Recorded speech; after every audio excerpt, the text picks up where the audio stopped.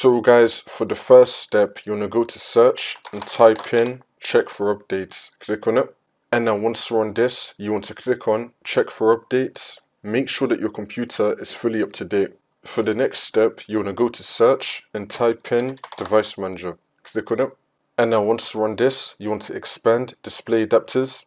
Now you want to find your graphics card. You want to right click on it and then click on update driver and then click on search automatically for drivers. Make sure that you have the best drivers for your device installed.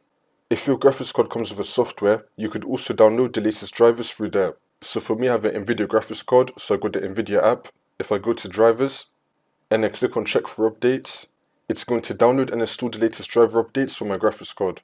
For the next step, you want to go to search and type in CMD. Now you want to run it as administrator.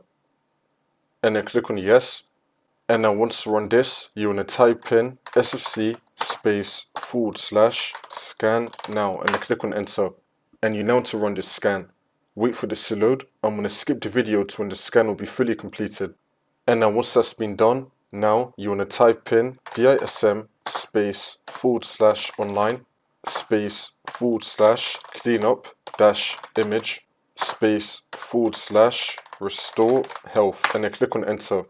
And you now want to run this scan as well. Wait for this to load. And now once that's been done, for the last step, you want to restart your computer. And this should now fix your problem.